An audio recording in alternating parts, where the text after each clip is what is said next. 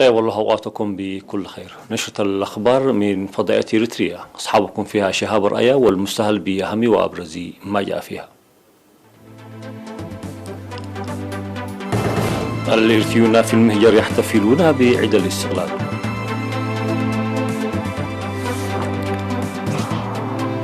شرطة المرور تدعو لاحترام قوانين المرور.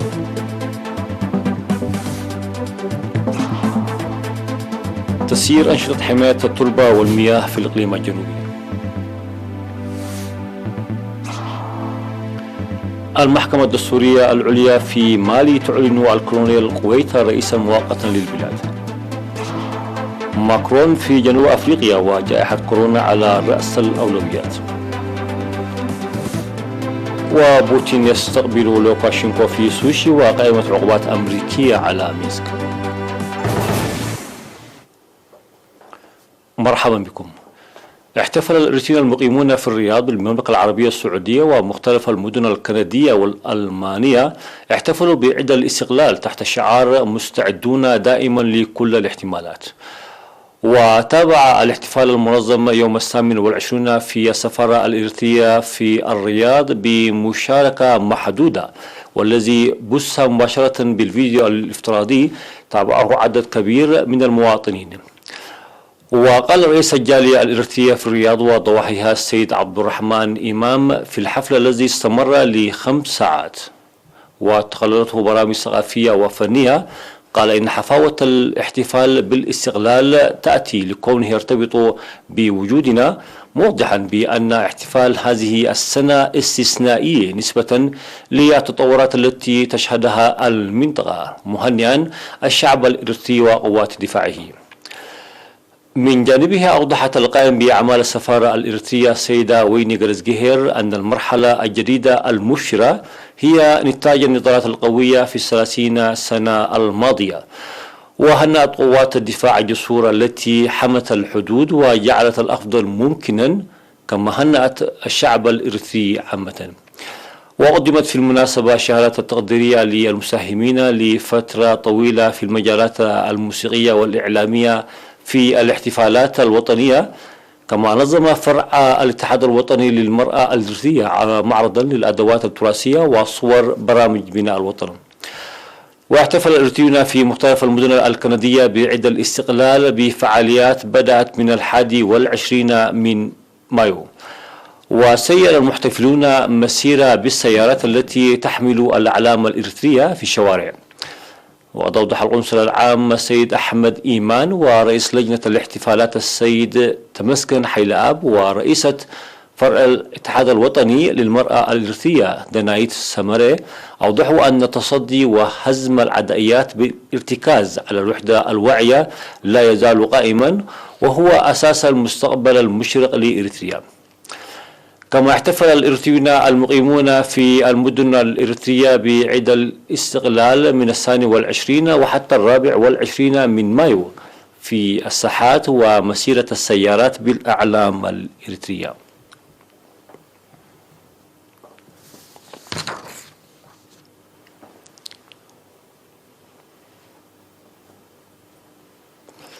دعت شرطة المرور في الإقليم الأوسط مستخدمي الطرق لاحترام قوانين المرور للحد من الحوادث مع تخفيف الحظر على السيارات والدراجات النارية. وقال قائد شرطة المرور في الإقليم الأوسط المقدم تادس برهاني إن قانون المرور يخص بقدر المساواة جميع مستخدمي الطرق، مشيرا إلى أن الانتهاكات تظهر باستمرار من الدراجات والدراجات المتحركة بالطاقة الشمسية. وحسب مقدم تادس برهاني وزارة المواصلات والاتصالات لوضع قوانين للدراجات المتحركة بالطاقة الشمسية لتضع لوحات رقمية وراكبيها الخوذات لكونها لا تختلف عن الدراجات النارية في السرعة. وتشير وثائق شرطة المرور في الإقليم الأوسط أن أكثر من 60,000 حادث مروري وقع في 30 سنة الماضية أودى بحياة 1505 مواطن وإصابة أكثر من 22,000 بجروح متفاوتة، وأحدث دمارا في الممتلكات يقدر بحوالي 519 مليون نقفة.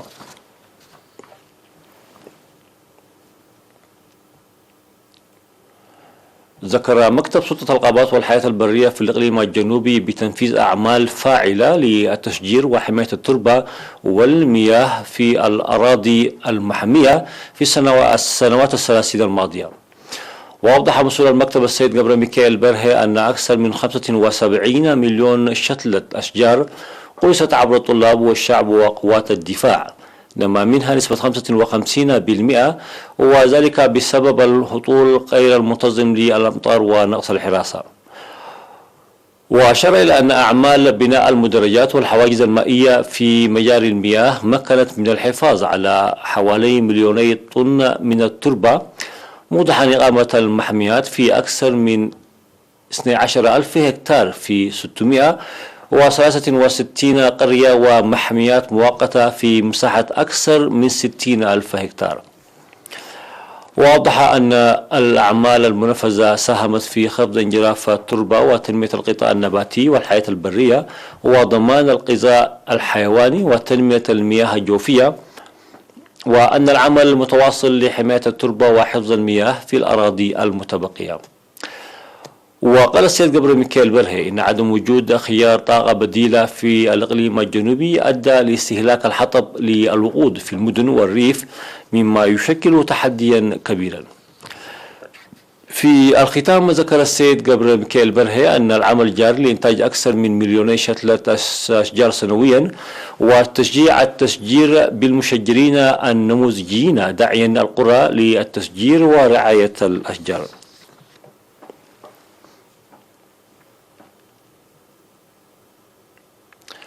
قدمت وزارة الزراعة شهادة تقديرية للمزارع والكشاف النموذجي من قومية الرشايدة الذي ظل ناشطا من عام 1969 للاستكشاف وتقديم المعلومات حول الجراد الصحراوي، وذلك بمناسبة الذكرى 30 للاستقلال. ويقيم المزارع النموذجي سعيد صالح عاقل حاليا في منطقة شلشلة في مديرية شعب، وقد اكتسب خبرة استكشاف ومعلومات الجراد الصحراوي، ونشط كمنسق كشاف للجراد قبل طور الطيران في شواطئ البحر قبل الاستقلال ومن قرورة إلى فرو. وقدم معالي وزير الزراعة السيد الرفاين برهي الشهادة للمزارع سعيد صالح تقديرا لأنشطة الاستكشاف التي قام بها في السنوات 30 الماضية راجلا وراكبا الجمال لاستكشاف الجراد في مديرية شعب. وقال السيد سعيد صالح أن الجهود التي تقوم بها إريتريا مكنت من إبارة الجراد قبل بلوغه طور الطيران.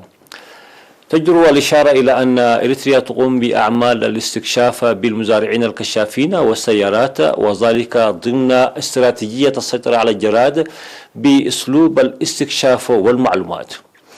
وتوضح وزارة الزراعة أن هذا الأسلوب مكن من مراقبة مساحة أكثر من 500,000 هكتار من الأراضي سنويا خلال سنوات الاستقلال 30، مما أدى إلى نجاح حملة إبادة الجراد.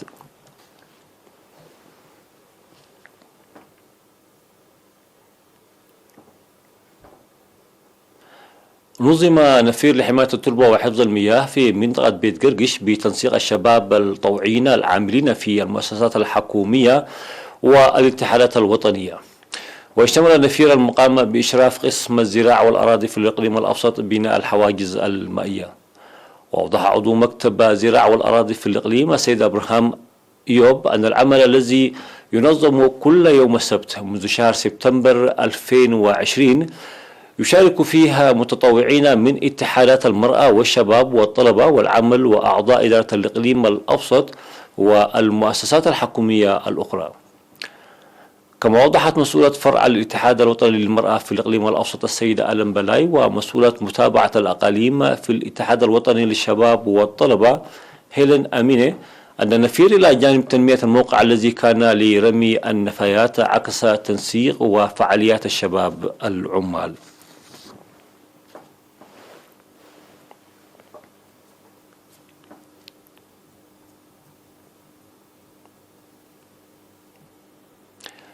مشاهدينا الفاضل، فاصل قصير ثم الأنباء على الصعيد العالمي.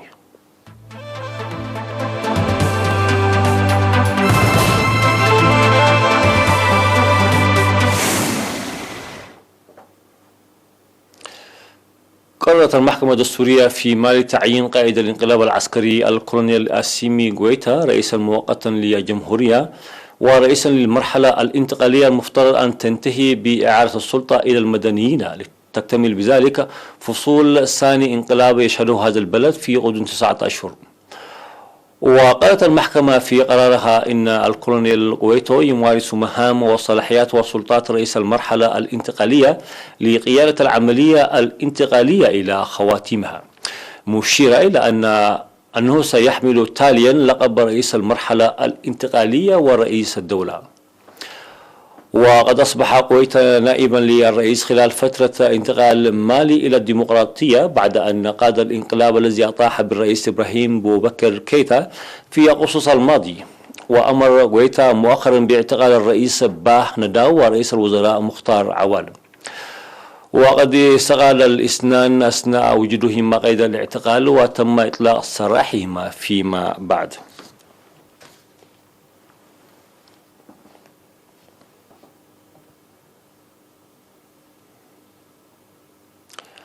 وصل الرئيس الفرنسي إيمانويل ماكرون إلى جنوب أفريقيا قادما من رواندا في زيارة ترتكز على مكافحة وباء كوفيد-19 ومعالجة الأزمة الاقتصادية الناجمة عنه.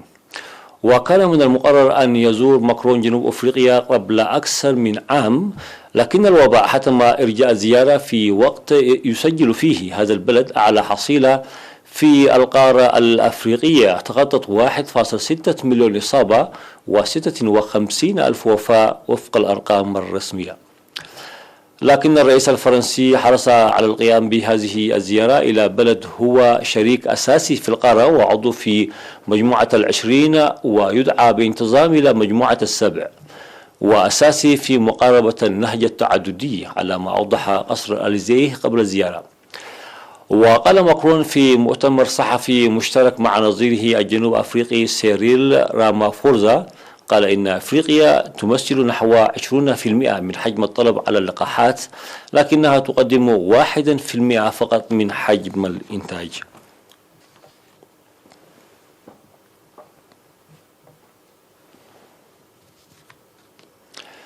على خلفية أزمته مع الاتحاد الأوروبي، استقبل الرئيس الروسي فلاديمير بوتين في سوشي نظيره البيلاروسي ألكسندر لوكاشنكو المستهدف بانتقادات أوروبية بعد تحويل وجهة طائرة ركاب واعتقال معارض على متنها.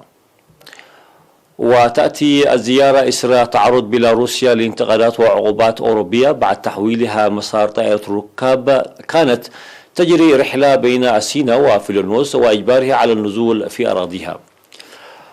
وقد بررت مينسك العملية بورود تهديد حول وجود قنبلة على متن الطائرة، لكن التبرير لم يكن مقنعا للغربيين بسبب اعتقال صحفي معارض كان بين الركاب. من جهتها قالت إدارة الرئيس الأمريكي جو بايدن إنها تعد قائمة عقوبات تستهدف أعضاء بارزين بحكومة بيلاروسيا.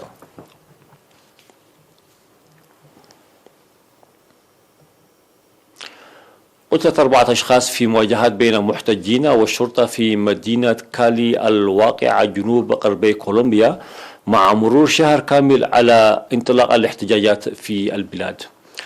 وقد اعترفت السلطات الكولومبية رسميا الشهر الماضي بسقوط 17 قتيلا في المواجهات، بينهم ما لا يقل عن 2 من أفراد الشرطة، فيما قالت المنظمات غير الحكومية إن عددهم بلغ عدة عشرات. وأكدت سلطات المدينة الكولومبية والتي تشهد أعنف الاحتجاجات مقتل 3 أشخاص، فيما أشارت وسائل الإعلام المحلية إلى سقوط قتيل رابع. وقالت النقابات وقالت الاحتجاجات أنهم توصلوا إلى اتفاق أولي مع الحكومة بشأن وقف الاحتجاجات هذا الأسبوع، فيما تراجعت الحكومة الكولومبية عن توقيع الاتفاق واتهمت المحتجين بأنهم تسببوا بتعثر المحادثات.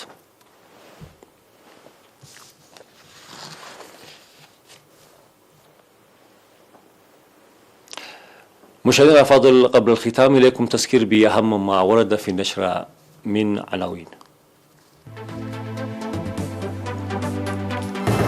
الإريتريين في المهجر يحتفلون بعيد الاستقلال. شرطة المرور تدعو لاحترام قوانين المرور.